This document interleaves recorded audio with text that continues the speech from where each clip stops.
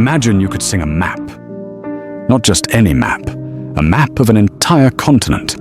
Every water source, every sacred mountain, every path between them. No paper, no compass, no GPS, only a song. This is the songline, a tradition tens of thousands of years old. Researchers once found something beneath the ocean. An elder cried, because he already knew it was there. We live in a world drowning in information, and yet we are lost. We have forgotten how to carry knowledge, not on a device, but inside ourselves. But there is a people who never forgot. The Aboriginal Australians, one of the oldest living cultures on Earth, carried forward across countless generations. They survived ice ages. They survived deserts that would kill most humans in hours.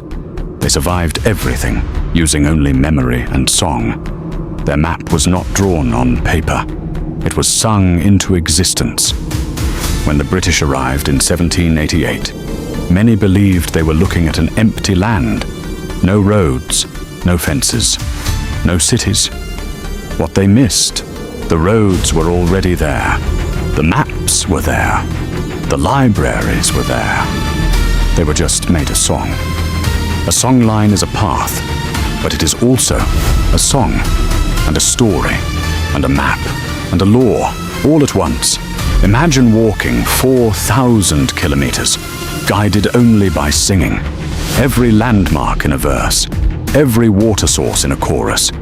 If you knew the song, you could not get lost, even in a desert you had never seen before.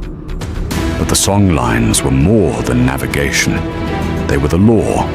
Different tribes, different languages, different territories, all connected by the same song lines running through their land.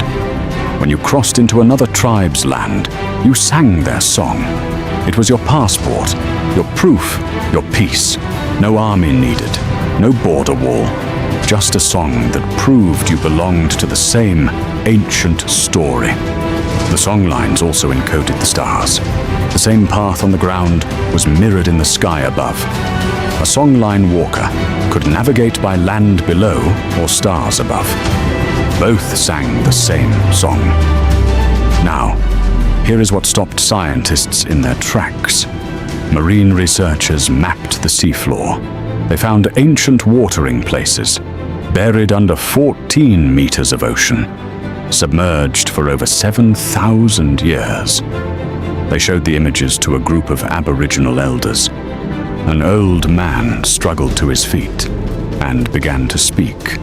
He recognized those watering holes. He said they had been described in a song line he had known his whole life.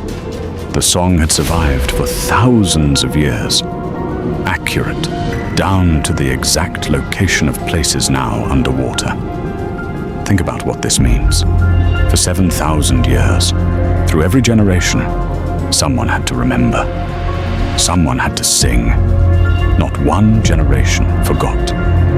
Not one voice fell silent before passing the song forward.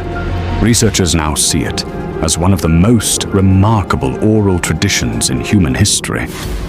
Aboriginal memory practices may predate the ancient Greeks' memory palace by tens of thousands of years.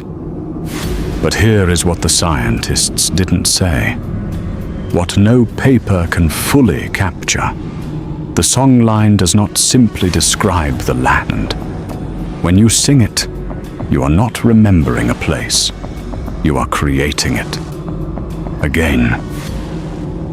Now ask yourself something honest. Do you know the land where you grew up? Not just its name, its stones, its paths, the way the wind changes before rain. Do you know the stories your grandparents carried? Not the facts, the feeling behind them. For many Aboriginal families, the songlines were broken, ceremonies were forbidden, children were taken, land was renamed. But some elders hid the songs, whispered them, walked the lines alone at night when no one was watching. They understood something we have nearly forgotten. To lose your song is to lose yourself. Today, younger Aboriginal people are returning to the songlines, walking them, learning them, recording them.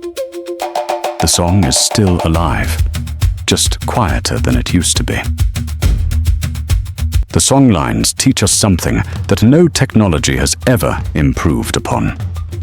To know where you are, you must know where you come from.